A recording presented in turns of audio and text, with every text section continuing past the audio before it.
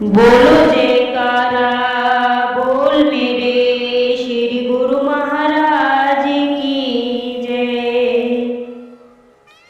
गुरुमुखो, संसार में प्रायः मनुष्य भूत प्रेत व ग्रहों के प्रभाव से चिंतित नजर आते हैं।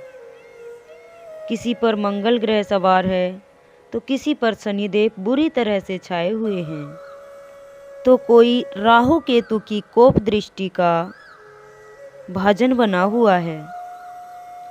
कहने का तात्पर्य यह है कि प्रत्येक मनुष्य अपनी अज्ञानतावश इन ग्रहों के प्रभाव से परेशान है।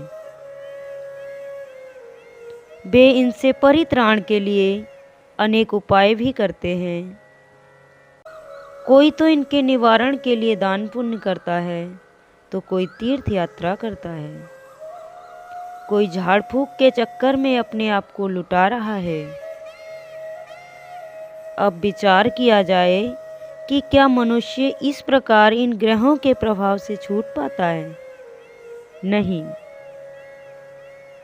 ये ग्रह हमेशा किसी न किसी मनुष्य की ताक में रहते हैं। इन्हें तो अपना शिकार चाहिए ही। अब प्रश्न ये उठता है कि आखिर मनुष्य किस प्रकार इनसे छुटकारा पा सकता है? तो इसका केवल एकमात्र उपाय है, नाम सुमिरन। नाम सुमिरन की महत्ता अनन्य है, अनंत है। सभी ग्रंथों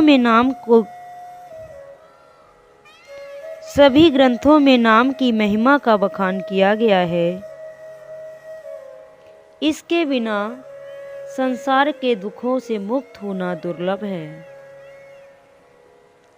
कलयुग में नाम के सिवाय दूसरा कोई साधन हो ही नहीं सकता। जैसा कि श्री रामचरितमानस में कहा गया है, कलि कर्म ना भक्ति विवेकु, राम नाम अवलंबन एकु। अर्थात कलि काल के कठिन समय में कर्मकांड, उपासना अथवा ज्ञान प्राप्ति का कठिन साधन नहीं हो सकता। इसलिए सभी को सर्व प्रकार के कर्मों का सहारा छोड़कर नाम सुमिरन करना चाहिए। जो लोग दिन रात जगत के निर्माण करता, रक्षण करता, धारण करता वासुदेव का नाम कीर्तन करते हैं,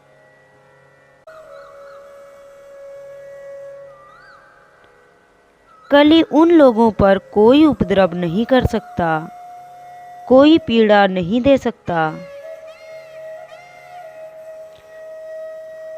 नाम सुमिरन करने वाले व्यक्ति को कोई पीड़ा दे सके, ऐसा तो संभव ही नहीं है। अगर कोई मनुष्य नाम सुमिरन भी करे और सुखी ना हो, यह मानने योग्य बात नहीं है। नाम सुमिरन तो वह लक्ष्मण रेखा है जिसके अंदर बुरी शक्तियां तो घुस ही नहीं सकती। ऐसे भगवत भजन करने वाले मनुष्य से संकट कोसों दूर रहते हैं। गोस्वामी तुलसीदास जी भी फरमाते हैं, जिनकर नाम लेत जग माही, सकल अमंगल मूल नसाही। अर्थात संसार में जो मनुष्य नाम सुमिरन करते हैं, उनके लिए सब प्रकार के अमंगल जड़ से नष्ट हो जाते हैं। भगवान का नाम कल्प वृक्ष के समान समस्त मनोरथों को पूर्ण करने वाला है। पवित्र अंतःकरण से किया गया सुमिरन इस लोक में मनुष्यों को समस्त सिद्धियां प्राप्त करा देता है। जो पवित्र मन से नित्य जप करते हैं, उन मनुष्यों को परम श्रेष्ठ मोक्ष पद और श्रेष्ठ कर आत्मज्ञान प्राप्त हो जाता है। उनके लिए कुछ भी अलभ्य नहीं है। शुद्ध हृदय मनुष्य नाम की कृपा से इस संसार में समस्त सुखों का उपभोग कर उत्तम कल्याणप्रद भक्ति अनायास प्राप्त कर लेता है। वाल्मीकि रामायण में भगवान श्री राम कहते हैं, एक बार भी मेरी शरण होकर मैं तुम्हारा हूँ। ऐसा कहकर जो भक्त मुझसे कृपा की याचना करता है, मैं संपूर्ण जीवों से उसे अभय दान दे देता हूँ। ऐसा मेरा प्रण है। जैसे कि कथा है, हनुमान जी जब श्री राम और सीता जी की सेवा में रत अयोध्या में निवास कर रहे थे कि एक दिन साक्षात शनिदेव अपने भयावह रूप में उनके सामने समक्ष आ खड़े हुए। शनिचर का नाम सुनते ही बड़े बड़ों की घिग्गी बन जाती है। इनकी कोप दृष्टि जिसकी राशि पर आ जाए उसे 7.5 वर्षों तक पानी पिला छोड़ता है। हनुमान जी ने उनसे असमय कष्ट करने का कारण पूछा तो शनि बोले, तुम्हारे पास समय ही कहाँ है जिस समय मैं आपसे साक्षात्कार करूं। 24 घंटे या तो राम सेवा या राम नाम के जप में लगे रहते हो। कब से तुम्हारी राशि पर बैठा हूं पर तुम्हें इसका अनुमान ही नहीं। आश्चर्य की बात तो थी ही। 3 वर्षों से अधिक किसी की राशि पर शनि रहे और उसका बाल बांका भी ना हो तो क्रोध तो आएगा ही। 7.5 की आधी अवधि व्यतीत हो गई और इसका आभास भी नहीं हुआ हनुमान जी को। यही तो नाम सुमिरन का प्रताप है। वे अपने श्वास श्वास में राम को रचाए बसाए बैठे थे। शनि ने सोचा कि हनुमान जी ऐसे नहीं मानने वाले, तो उन्होंने उन्हें युद्ध के लिए ललकार दिया। उन्हें डराने के लिए शनि ने अपने आप को अधिदेवता के रूप में प्रकट किया, यह सोचकर कि शायद हनुमान जी उनसे भयभीत हो गए हैं। शनि बोले, देखो जितने दिन शेष हैं मेरी 7.5 के, उतने दिन तो कम से कम यह राम नाम का चक्कर छोड़ो, वरन जगत में मेरा महत्व ही समाप्त हो जाएगा। सभी तुम्हारी तरह राम राम कर मेरी काल अवधि को काट लेंगे। हनुमान जी भी कब हार मानने वाले थे। बोले, यह तो नहीं होगा, राम नाम तो छोड़ूंगा नहीं, आपको जो करना है कर लीजिए। वह अपने आराध्य की कृपा से बड़े बड़े दैत्यों को ठिकाने लगा चुके थे, तो इस शनिदेव से तो निपटने में समर्थ थे ही। भरोसा तो उन्हें अपने श्री राम की ही शक्ति का था। जो भी उनकी उपलब्धि थी उसके मूल में तो श्री राम कृपा ही थी।